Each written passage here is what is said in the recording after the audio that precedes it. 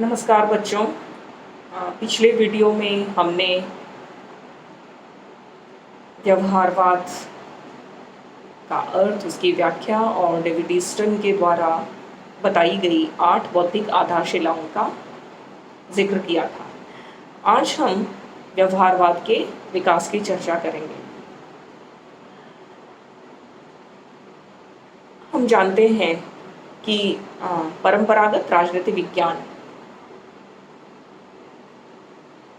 के प्राचीनतम 2 विचारक प्लेटो और अरस्तु थे। इनमें से प्लेटो को आदर्शवाद का जनक माना जाता है और अरस्तु को राजनीति विज्ञान में अनुभववाद का जनक माना जाता है। इस तरह से अनुभववाद परंपरागत राजनीतिक विज्ञान के प्रारंभ से ही राजनीति विज्ञान का एक प्रमुख हिस्सा रहा है। और अनुभववाद व्यवहारवाद या आधुनिक राजनीतिक विज्ञान की भी पहली कड़ी मानी जा सकती है। अनुभववाद का आधुनिक संस्थापक, जिस रूप में इसे आज जाना जाता है, वो जॉन लॉक को माना जाता है। और जॉन लॉक के पश्चात अनुभववाद के विकास का जो श्रेय है वो Walter Bagehot, James Bryce, Lawrence Lowell आदि विद्वानों को दिया जाता है, जिन्होंने अमेरिका के राजनीति पर अनुभववादी दृष्टिकोण से अध्ययन किया था।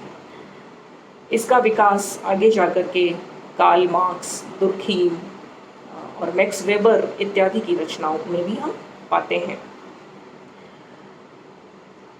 अनुभववाद की जड़ों को बहुलवाद ने गहरा किया था।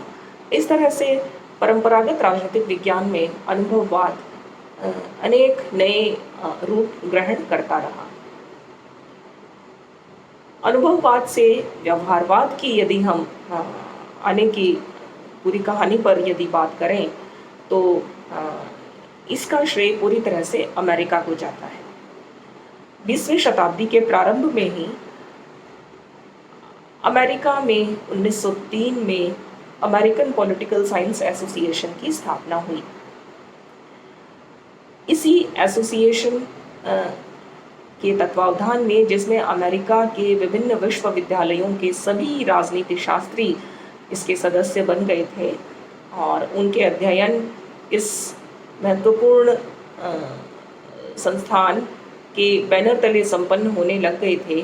1906 में इसी एसोसिएशन ने अपनी एक पत्रिका का प्रकाशन भी प्रारंभ कर दिया था, जिसका नाम था अमेरिकन पॉलिटिकल साइंस रिव्यू। 1906 में ही अमेरिका में एक समाज विज्ञान के विकास के लिए समाज विज्ञान परिषद की भी स्थापना की गई। समाज विज्ञान शोध परिषद की स्थापना की गई।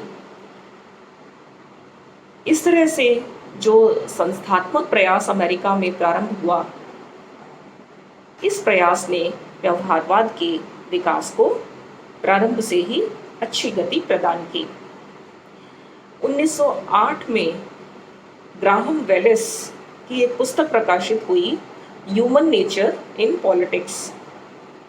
इस पुस्तक में ग्राहम वेलेस ने यह खुलकर के कहा कि अब केवल संस्थाओं के अध्ययन से हमें संतुष्ट नहीं होना चाहिए, वरन हमें राजनीति में मानव प्रकृति के अध्ययन को भी सम्मिलित करना चाहिए। 1908 में ही एक और पुस्तक प्रकाशित हुई, A.F. बेंटले, आर्थर बेंटले की पुस्तक, जिसका नाम था द प्रोसेस ऑफ गवर्नमेंट। इस पुस्तक में वह समूह की संकल्पना को सामने लेकर के आता है कि किस तरह विभिन्न राजनीतिक संगठनों में या सरकार में या विभिन्न राजनीतिक संस्थाओं में कैसे अनौपचारिक समूह अपना प्रबल प्रभाव डालते हैं। इसलिए उन अनौपचारिक समूहों का जब तक हम अध्ययन नहीं कर लेंगे तब हम तब तक हम राजनीति की वास्तविकताओं को नहीं समझ पाएंगे।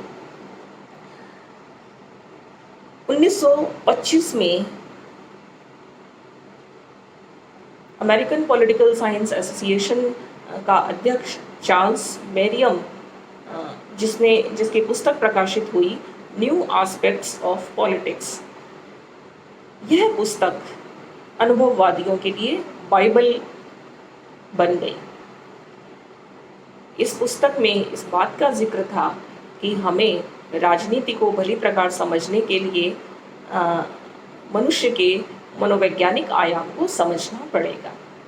तो चार्ल्स मेरियम के नेतृत्व में उसके अधीन काम करने वाले उसके जो सहयोगी थे, वो सब के सब राजनीति में मनोवैज्ञानिक पद्धतियों से अध्ययन करने वाले विभिन्न अध्ययनों को सामने लेकर के आए, और इस तरह से उस समय शिकागो संप्रदाय जो है वो व्यवहारवाद का गढ़ बन गया। यद्यपि व्यवहारवाद यह नाम उस समय अस्तित्व में नहीं आया था। 1927 में ब्रिटेन के विचारक कैटलिन की एक पुस्तक प्रकाशित हुई, the science and methods of politics. इसका भी अच्छा प्रभाव रहा। 1928 में एक पुस्तक आई स्टुअर्ट राइस की, जिसका नाम था the principles and methods of politics. इस तरह से ये जो विभिन्न पुस्तकें आई, कैटलिन ने अपने अध्ययन में शक्ति संबंधों का अध्ययन किया था। आगे जाकर के हेरल्ड लासवेल, बीओकी जूनियर तथा गैब्रियल आमंड, इन्होंने भी विभिन्न तुलनात्मक राजनीति के क्षेत्र में अध्ययनों को संपन्न किया। हेरल्ड लासवेल की पुस्तक politics, who gets what, when and how. तो इस तरह से ये जो अब जो शिफ्ट है वो संस्थाओं के अध्ययन से निकल करके मनुष्य के व्यवहार के अध्ययन की तरफ बढ़ चला था। दो विश्व युद्धों के काल में, प्रथम विश्व युद्ध के बाद हम देखते हैं कि जिस तरह से पूरी दुनिया की राजनीतिक परिस्थितियों में बदलाव आता है, उसका असर निश्चित रूप से राजनीतिक अध्ययनों पर पड़ा ही था। नाजी आतंक के कारण बहुत सारे जो विद्वान हैं वो यूरोप को छोड़ करके सुरक्षित स्थान के हिसाब से अमेरिका में जाकर के बस गए थे। उनके अपने अनुभव भी थे, उनकी अपनी राजनीतिक यथार्थ और राजनीतिक वास्तविकताओं को समझने की जो समझ थी, उनके जो अध्ययन सामने आए, उन्होंने भी राजनीति के अध्ययन के फोकस को बदल दिया था। अब प्रश्न उठता है कि अनुभववाद और व्यवहारवाद, इन दो शब्दावलियों में आखिर फ़र्क क्या है। और जब हम यह जानने का प्रयास करते हैं तो हम पाते हैं कि अनुभववाद के अंतर्गत इंद्रियों से प्राप्त ज्ञान, अंतःप्रज्ञा, मनुष्य की अनुभूति, मनुष्य का अनुमान, ये सब जब ज्ञान का आधार बनते हैं, मनुष्य के अनुभवों में सम्मिलित होते हैं, तो यह अनुभववाद का इसमें हम विस्तार पाते हैं। लेकिन व्यवहारवाद के अंतर, जो कि अनुभववाद से इस रूप में भिन्न है कि व्यवहारवाद में ज्ञान का जो स्रोत है वो केवल मनुष्य के प्रेक्षणीय व्यवहार को माना जाता है, अर्थात वह व्यवहार जिसका अवलोकन किया जा सके, जिसका प्रेक्षण किया जा सके, और यह अवलोकन भी किसी निश्चित वैज्ञानिक पद्धति के माध्यम से किया जाए, तो जिसका कि फिर पुनः अवलोकन किया जा सके, जिसका पुनः सत्यापन किया जा सके और किसी हम निश्चित निष्कर्ष तक पहुंच सके। इसलिए यदि देखा जाए तो अनुभववाद व्यवहारवाद की दृष्टि से बहुत व्यापक है, व्यवहारवाद संकुचित है, किंतु अनुभववाद की अपेक्षा व्यवहारवाद अधिक वैज्ञानिकता लिए हुए हैं, अधिक प्रिसाइज है, और इसका जो वैज्ञानिक दृष्टिकोण है वो व्यापक है। अब एक और महत्वपूर्ण बात कि व्यवहारवाद शब्द को कैसे अपनाया गया, कैसे ये पॉपुलर हुआ। तो इसके पीछे दो अप्रत्याशित घटनाएं अमेरिका में घटी। बहुत सारे समाज विज्ञानी सरकार से समाज विज्ञान के अध्ययन के लिए अमेरिकी सरकार से आर्थिक सहायता प्राप्त करना चाहते थे और उसके लिए अमेरिका के सीनेट से अनुमति मिलनी आवश्यक थी। किंतु अमेरिका के बहुत सारे सीनेटर जो हैं वो समाज विज्ञान शब्द में समाजवादी विज्ञान या साम्यवाद के अध्ययन की मुंह पाते थे। अर्थात उन्हें लगता था कि समाज विज्ञान का अर्थ है कि हम समाजवाद का विकास का अध्ययन करेंगे, जो कि अमेरिका के हिसाब से एक शत्रु अवधारणा थी। इसलिए उन्हें यह शब्द पसंद नहीं था और इसके कारण समाज वैज्ञानिकों को यह लगा कि सरकार से मिलने वाली आर्थिक सहायता संभवतः न मिले। तो उसके चलते उन लोगों ने समाज विज्ञान के स्थान पर व्यवहारवादी विज्ञान यह शब्द गढ़ा और इसी नाम पर एक व्यवहारवादी विज्ञान के विकास के लिए उन्होंने अमेरिकी सरकार से आर्थिक सहायता की मांग की और जो स्वीकृत हुई। इसी तरह से द्वितीय महायुद्ध के काल में ही अमेरिका में फोर्ड फाउंडेशन की स्थापना हुई। एक निजी शोध को बढ़ावा देने का एक संस्थान था और इस संस्थान में भी एक समिति का गठन हुआ जिसका नाम भी व्यवहारवादी अनुभाग रखा गया। यानी कि व्यवहारवादी समाज विज्ञानों को बढ़ावा देने के लिए ही इस समिति का जो नाम है वो बिहेवियरल साइंस डिवीजन रख दिया गया। तो इस तरह से अनायास ही इन दो घटनाओं के कारण इस अनुभववादी राजनीति विज्ञान को व्यवहारवादी अध्ययन या व्यवहारवाद कह करके संबोधित किया गया। ये विभिन्न अध्ययन संभव नहीं हो पाते यदि अमेरिका के विभिन्न निजी शोध संस्थानों की स्थापना नहीं होती और उन्होंने खुल करके इन अध्ययनों के लिए पैसा नहीं दिया हुआ होता। इन विभिन्न महत्वपूर्ण संस्थानों में Ford foundation, Rockefeller foundation, Carnegie foundation, इनका नाम बहुत उल्लेखनीय है, जिन्होंने अरबों डॉलर की आर्थिक सहायता इस व्यवहारवादी विज्ञान के विकास के लिए दी थी। तो कहने का तात्पर्य ये है कि इस शताब्दी के प्रारंभ से ही अमेरिका में जो एक प्रवृत्ति प्रारंभ हुई थी कि हमें राजनीतिक संस्थाओं के पुराने अध्ययन को अब बार बार नहीं करके हमें मनुष्य के उस अनौपचारिक राजनीतिक अध्ययन को अंजाम देना है जो मनुष्य के व्यवहार से प्रभावित होते हैं। इन सब का परिणाम यह हुआ कि अमेरिका में व्यवहारवाद का व्यवस्थित विकास बढ़ते जो है वो इस यहाँ तक पहुँच गया कि उसे व्यवस्थित व्यवहारवादी राजनीतिक विज्ञान की संज्ञा दी जा सके।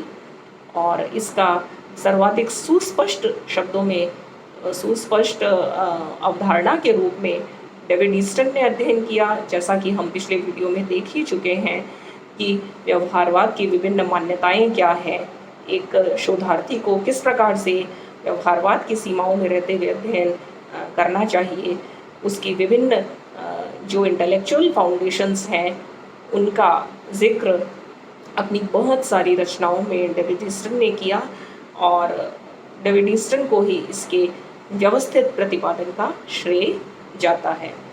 आने वाले समय में व्यवहारवादियों के बीच भी दो धड़े बन गए। 1950 से 60 के दशक के बीच में व्यवहारवादियों में सैद्धांतिक व्यवहारवादी और सकारात्मक व्यवहारवादी ये दो धड़े बने। सैद्धांतिक व्यवहारवादियों का इस बात पर आग्रह था कि वे व्यवहारवाद को विकसित करने के मूल सिद्धांतों पर अपने अध्ययन में अधिक बल प्रदान करें। तो वे सिद्धांत निर्माण और राजनीतिक विज्ञान की वैज्ञानिकता, इस पर उनका अधिक आग्रह था। जबकि सकारात्मक व्यवहारवादी जो हैं वो पद्धति के विकास पर अधिक बल देना चाहते थे। वो तकनीक के विकास पर कि कैसे हम वैज्ञानिक पद्धति पर ही अपना पूरी तरह से ध्यान केंद्रित करें और सब अपने अध्ययन इतने अधिक परिष्कृत कर लें कि वैज्ञानिक पद्धति की कसौटी पर वो खरे उतर सकें। और ऐसा करने की प्रक्रिया में यह हुआ कि सकारात्मक व्यवहारवादियों के द्वारा किए जाने वाले जो अध्ययन हैं वो पूरी तरह से अराजनीतिक हो गए, क्योंकि आप उसे यदि विज्ञान की कसौटी पर यदि कसने का प्रयास करेंगे तो उसके भीतर का जो राजनीतिक तत्व है, जो कहीं न कहीं विज्ञान की दृष्टि से बहुत अनसर्टेन है और जिसका पूरी तरह से अध्ययन वैज्ञानिक दृष्टिकोण से किया ही नहीं जा सकता। तो इस तरह से सैद्धांतिक व्यवहारवादियों और सकारात्मक व्यवहारवादियों के बीच का जो संघर्ष है, एक दूसरे पर आरोप प्रत्यारोप लगाने का दौर पूरे 60 के दशक तक चला। और इसका परिणाम यह हुआ कि व्यवहारवादी अध्ययन यद्यपि सैकड़ों की संख्या में बल्कि हज़ारों की संख्या में ये अध्ययन संपन्न हुए, किंतु इनकी राजनीतिक विज्ञान के लिए सार्थकता जो है उस पर प्रश्न चिन्ह लग गया। और यह कहा गया कि बदलती हुई परिस्थितियों में जो राजनीतिक विज्ञान का की जो भूमिका होनी चाहिए कि कैसे हम समाज को संकटों से उबार सकें, इन संकटों से निकलने का समाधान यदि कोई अनुशासन नहीं देता है तो उस अनुशासन की उपयोगिता पर ही प्रश्न चिन्ह है। और संपूर्ण व्यवहारवाद पर यह प्रश्न चिन्ह लगा था, जिसके उत्तर में डेविड ईस्टन जो कि व्यवहारवाद का प्रणेता था, उसी ने ही व्यवहारवाद के संशोधन का कार्य किया। और 1969 में उसने एक और राजनीतिक विज्ञान में एक और क्रांति की घोषणा कर दी, जिसे उत्तर व्यवहारवाद के नाम से जाना जाता है। तो इस तरह से इस शताब्दी के प्रारंभ से लेकर के और 1969 तक का जो कालखंड है वो व्यवहारवाद के प्रारंभ से लेकर के व्यवहारवाद की परिणति तक का कालखंड माना जा सकता है। धन्यवाद।